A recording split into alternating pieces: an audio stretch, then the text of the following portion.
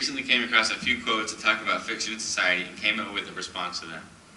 We said that everyone has a role to play in society, big or small, and that is influenced by the characters you relate yourself to in the fiction that you read. The characteristics you take from them are implemented in your own life, consciously or subconsciously. With us tonight we have the spectacular Trixie Danish and the man, the myth, the legend, Joe Wood. Our topic tonight is what part does death play in fiction and society? Trixie, what do you bring to the table tonight? Death, probably one of the easiest things to argue about, is the death penalty. There's what happens after we die, there's suicide, but the main question is why do we die?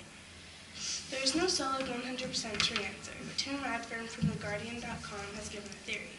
Organisms grow old because nature doesn't need them anymore.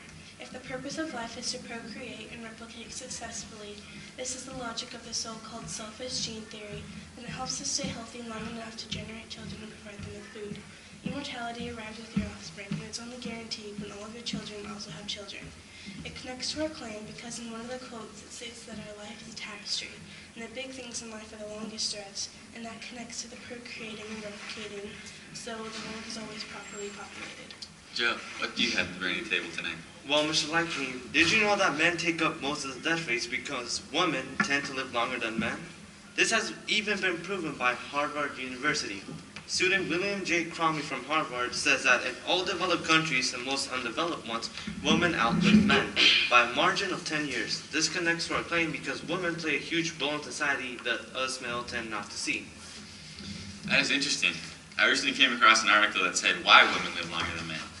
The article by Haley Levine said that women live longer than men because they are tougher in utero as they don't die from infections after birth, succumb to heart disease 10 years later than men, and take better care of their health as they go to the doctor more frequently. Women, in fact, seem to be the stronger sex. Thank you, Mr. Lightyear. I strongly agree. Of course you do.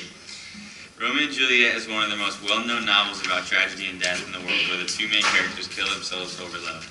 In Act 5 of the book, Shakespeare captures this in the famous line, "From this world-wearied flesh, eyes look your last, arms take your last embrace, and lips owe you the doors of breath, sealed with a righteous kiss, a dateless bargain to engrossing death." Do you have any thoughts on this line, Tracy? This is one of my favorite lines from my all-time favorite novel. It encaptures the moments before Romeo drinks the poison for his true love, Juliet.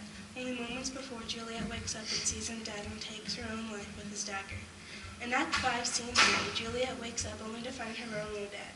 These are the things she says before she died. "Yeah, noise, and I'll be brief. Oh, happy dagger, this is thy sheath. There, rest, and let me die." Then she stabs herself. Juliet was so consumed in Romeo, she didn't think that she had people who loved her. I mean, she was a princess. She was scheduled to get married the next day. She had a life ahead of her, and it was probably more than Romeo could ever give her. Yes, and the two families' responses to their deaths signifies that even more. As we know, Romeo and Juliet's families absolutely despised each other, but when their children died, they came together. Romeo's father, Montague, Sorry. his father, Montague. Okay, tell me one more time. Romeo's father, Montague, said that in Act 5, "For I will raise her statue in pure gold, that whilst Verona by the name is known, there shall no figure at such rate be set as that of true and faithful Juliet." This is coming from a man who hates Juliet's family, but amazingly, he gives her an unbelievable compliment that brings the families together. Like Trixie said, Juliet was loved by many in her life and had a very bright future, but was too selfish to realize that. To add on to your point, Joe, right after Montauk said that about Juliet in Act 5, Capulet, Juliet's father, said, "As rich shall Romeo by his lady's lie, poor sacrifices over enmity." So Capulet has also given a huge compliment to Romeo and his family in response to their children's deaths. Romeo and Juliet killed themselves because they couldn't have each other. Do things like suicide for the ones you love still occur today? Yes, they do, Mr. Lightyear. One example of it that is actually quite sad is in Florida. A few years ago, two 17-year-old kids, Alex and Brandon, were so in love, but they couldn't be together because of drifting futures and family disagreements. They always wrote love letters to each other explaining their love. They talked about running away, and they did, but eventually got caught and cornered by a cop. In the end, the cop and they were both dead. This quote was taken from an article written by the news reporter. 6 years before, Alex's family had immigrated to the United States from England. the land of Shakespeare, who wrote that there was never such a tale of woe as Juliet and her Romeo. The modern American tale of Alex and her Brandon went from tragedy to unredeeming horror when it accumulated in the murder of a police officer who had his own hopes of marrying and starting a family. This connects to our overall claim because they took the characteristics of the famous tale of Romeo and Juliet and either consciously or subconsciously made their own modern version of it.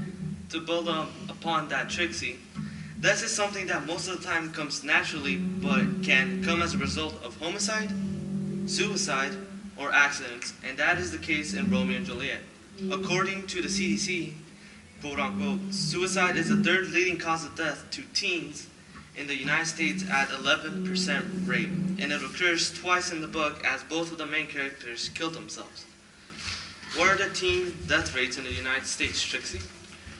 On average, 16,175 teenagers die every year, which makes up less than 1% of all the deaths in the United States. Although this number is very small, that generation is the future of our country, so there has been excessive research done on it.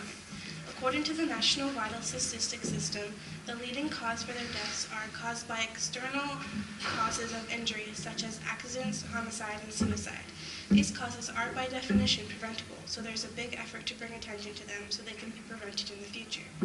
This connects to our claim because teenagers, where they don't have that big of a role in society now, they're the future of our country and will eventually be the people running our country. We're running out of time today, but this has been a very successful Table Talks with me, Buzz Lightyear, as we went over death and its role in fiction, such as Romeo and Juliet, and its role in society.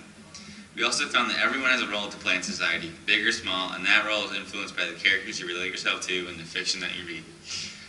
For Trixie Danish and Joe Wood, I'm Buzz Lightyear. Good night, to infinity and beyond.